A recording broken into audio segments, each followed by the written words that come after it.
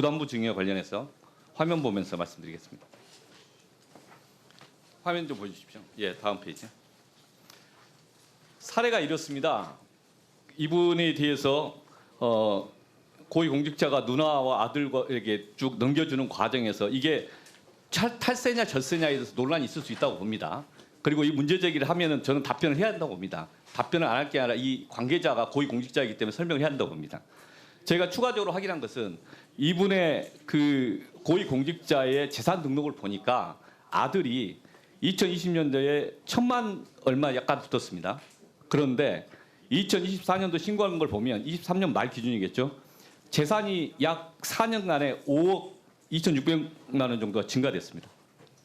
근데 그것에 대해서 그러면 설명을 만약에 이 후보자가 이 고위공직자가 설명을 못한다면 이것에 대해 조사를 해야 되지 않겠습니까? 이 정도가 공개됐다면 누구나 다 할 수 있는 거고 제가 국세청 공무원이라고 생각하다 일하면 저는 조사를 해야 한다고 생각하는데 어떻게 보세요? 의원님, 이 그러니까 부동산 해명이 된다면 부동산 거래와 관련해서 탈루 혐의가 있는 경우에는 저희가 한다 안 한다 말씀을 못 드리는 것이지. 이게 담당 공무원이 청장님이 되셔서 할 거냐 아니면 정상적인 국세청 관계자라면 이 문제에 대해서 뭔가 추적을 해야 되지 않겠습니까? 그리고 해명을 들어야 되는 거죠. 해명이 적절하다면 괜찮은 거고 해명이 안 됐다면 문제가 되는 거죠. 지금 애매한 답변하고 계시는데 다음 사례 보겠습니다.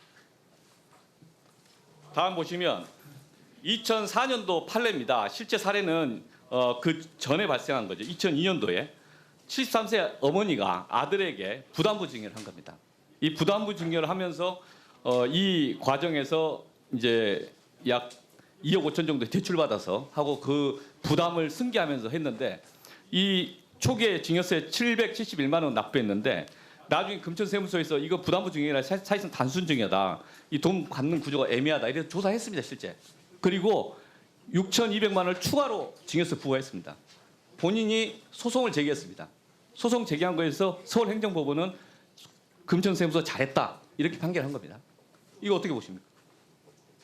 예, 그 아드님이 저 사례에서 아마 그 부담부라고 했지만 실제로 채무를 부담을 안 했기 때문에 추가로 과세가 된 것 같습니다. 그렇죠. 이렇게 금천세무서처럼 일을 한다면은 방금 이전 사례 그 공직자 A 씨의 사례는 조사를 해야 되겠죠. 관할 세무서에서.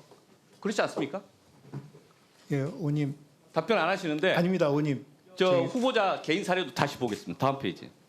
이게 후보자 개인 사례입니다. 후보자 개인 사례는 2003년도에 배우자의 외조모가 아파트를 매입을 했습니다.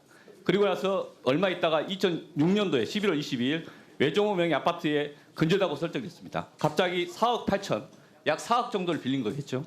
이것에 대해서 23일 지나가지고 그 배우자 외조모가 후보자와 배우자에게 2분의 1씩 부담부 증여를 했습니다. 그래서 이게 뭐냐? 채무자 명의 변경은 안 됐고 왜 안 됐냐? 질의 답변은 서면 답변 주셨습니다. 그래서 이게 실제 얼마나 납부했냐? 그에 관한 증거가 있냐? 제출하지 않았습니다.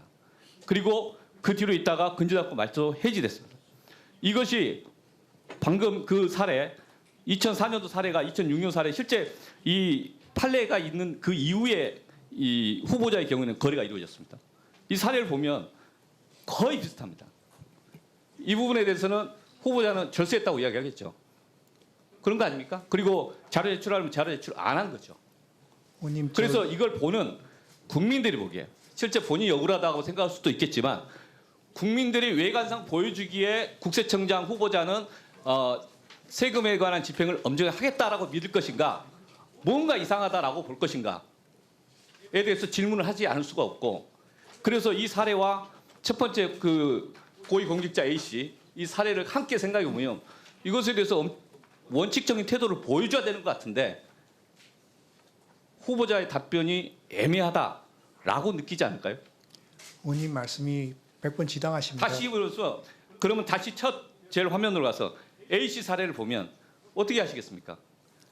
4년 사이에 순재산이 아들 재산이 공직자 재산 신고 목록에 의하면 5억 이상 증가됐다고 해요. 그러면 이 사례를 그냥 뭉개야 될 것인가 별 문제 없다고 보실 것인가 금천세무서처럼 조사할 것인가 후보자는 금천세무서와 같은 공직자를 함께 있는 분들을 적극적으로 지원하고 격려할 것인가 그렇지 않는 이 사례는 할 필요 없다 이런 식의 입장을 취하실 것입니다. 의원님 제가 입장을 묻는 겁니다. 예, 의원님. 부동산 거래와 관련된 탈루는 어떤 특정 경우뿐만 아니라 저희가 탈루 혐의가 있게 되면 반드시 한번 검증하게 됩니다. 그래서요.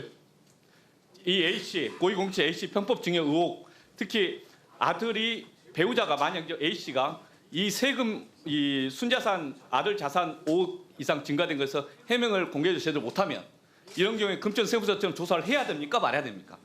라고 묻는 겁니다. 지금 국민들이. 그에 대해서 지금 후보자는 답변을 못하고 있는 겁니다. 과거에 본인의 부담부 증여에 대해서도 답변을 자료 제공을 명확히 못했다고 저희들은 보고 있는 겁니다. 의원님 그 부담부 증여 제 거에 대해서는 나중에 다시 혹시 기회가 있으면 설명드리고 이 건에 대해서 계속 답변을 못하는 겁니다. 아닙니다, 의원님. 저희가 부동산 거래와 관련된 탈루 혐의가 있으면 반드시 보게 됩니다. 원칙적